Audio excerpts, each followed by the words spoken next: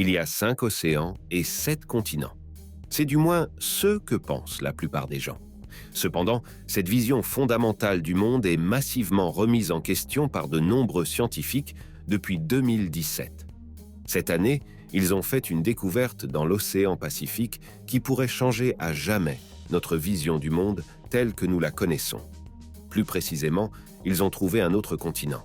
Dans cette vidéo, nous voulons expliquer pourquoi notre connaissance commune des continents dans le monde n'est peut-être pas vraie.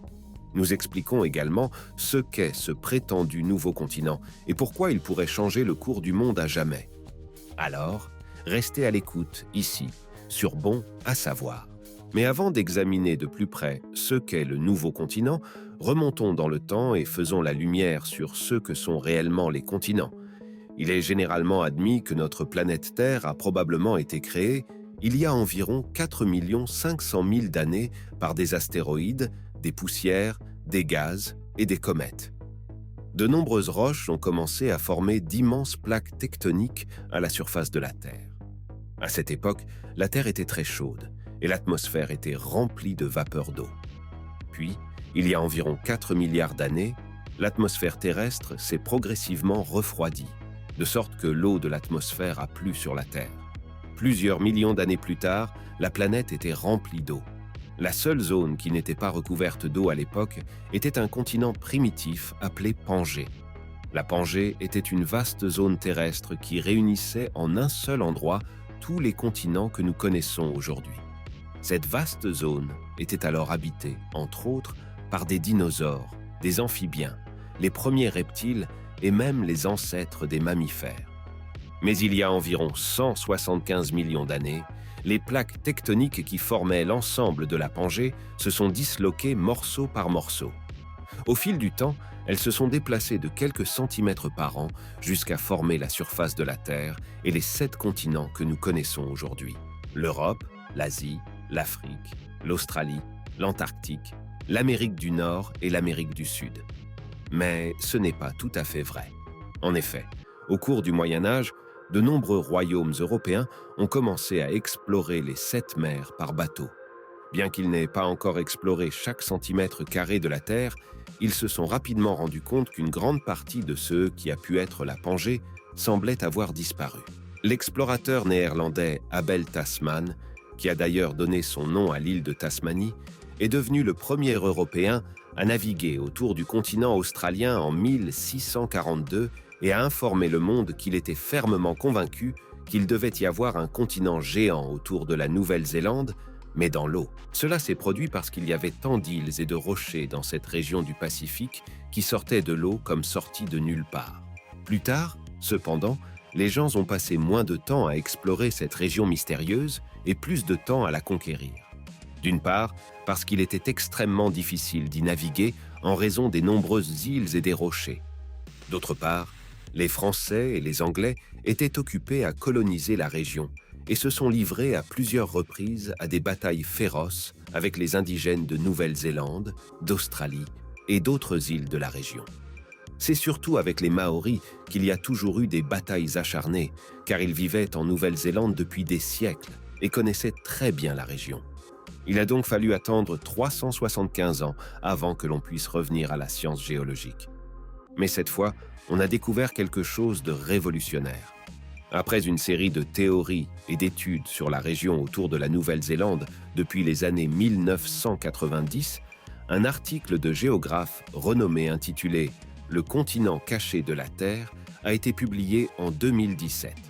Dans cet article, publié dans l'une des revues scientifiques les plus connues en matière de géographie et de géologie, 11 scientifiques expliquent qu'ils ont examiné attentivement la région sous-marine autour de la Nouvelle-Zélande et qu'ils ont découvert quelque chose d'incroyable. Selon eux, il existe une croûte continentale d'environ 4 900 000 millions de mètres carrés qui borde les plaques tectoniques de l'Australie et de l'Antarctique. Cependant, 94% de cette gigantesque zone est immergée, et la Nouvelle-Zélande est le seul grand morceau de terre qui s'en détache. En dehors de cela, seules des îles isolées comme la pyramide de Ball ou l'île Lord Howe émergent de l'eau. Mais de grandes parties de ce continent mystérieux se trouve même à moins de 2 km du niveau de la mer. Pourtant, cette masse terrestre est un continent à part entière. Les scientifiques ont découvert que toutes ces îles reposent sur leur propre plaque continentale, constituée de granit et de basalte d'une épaisseur de 40 km, tout comme les autres continents. Si l'on suit ce raisonnement géologique, il est donc tout à fait normal d'affirmer qu'il existe un 8e continent, dont seulement 6% se trouvent au-dessus de l'eau. Les scientifiques ont baptisé ce continent Zealandia. Mais pourquoi Zealandia est-il important ? Ne pourrions-nous pas tout simplement l'ignorer puisqu'il est de toute façon presque entièrement immergé ? D'une part, la découverte de Zealandia confronte de nombreux géologues et géographes à de nouvelles questions lorsqu'ils cherchent à savoir comment les continents se sont formés et pourquoi certaines plaques se déplacent dans une direction et d'autres dans une autre. Mais la question de savoir pourquoi Zealandia s'est enfoncée au fil du temps est également intéressante. On a déjà trouvé des traces d'éventuels dinosaures ainsi que des vestiges de la flore et de la faune préhistoriques.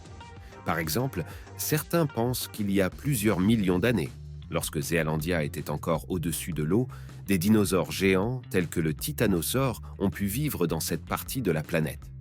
Les créatures qui y vivaient étaient peut-être plus grandes et plus massives que tout ce que nous avions imaginé auparavant et auraient radicalement changé notre vision de la préhistoire. La question des animaux qui ont pu se répandre dans le reste du monde à partir de cette région est également fascinante. L'espèce de l'autruche, par exemple, pourrait être originaire de cette région. Mais la question la plus importante est, comme souvent, de nature plus politique. On sait depuis un certain temps que des quantités de pétrole et de gaz sont extraites en Nouvelle-Zélande. Toutefois, en raison du manque de ressources et de la protection du climat, l'exploitation en Nouvelle-Zélande est plutôt limitée. Cependant, comme la Nouvelle-Zélande fait partie de Zealandia, de nombreux scientifiques n'excluent pas qu'il puisse y avoir de nombreux gisements de pétrole et de gaz sous l'océan. Si cela est vrai, 4 900 milliards de kilomètres carrés de superficie pourraient abriter des ressources que l'humanité pensait bientôt épuisées. Bien que la technologie ne permette pas encore d'explorer le pétrole et le gaz à des profondeurs supérieures à 2 km, cela pourrait bien se produire dans quelques décennies. Cela aurait deux conséquences. Premièrement, les combustibles fossiles pourraient continuer à être utilisés, ce qui rendrait beaucoup plus difficile la lutte contre le changement climatique.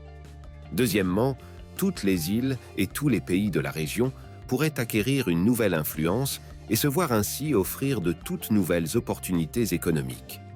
Même des mini-États comme les îles Marshall ou les Fidji pourraient jouer un rôle majeur dans les politiques mondiales en matière de ressources et d'énergie et prendre des décisions très importantes. Ou bien, ils pourraient devenir les pions d'autres grandes puissances qui veulent exploiter les ressources potentielles à tout prix. Ce sont des questions qui restent cependant des théories non prouvées. Ce qui n'est plus une simple théorie, en revanche, c'est qu'à côté de l'Australie se trouve un continent souterrain appelé Zealandia.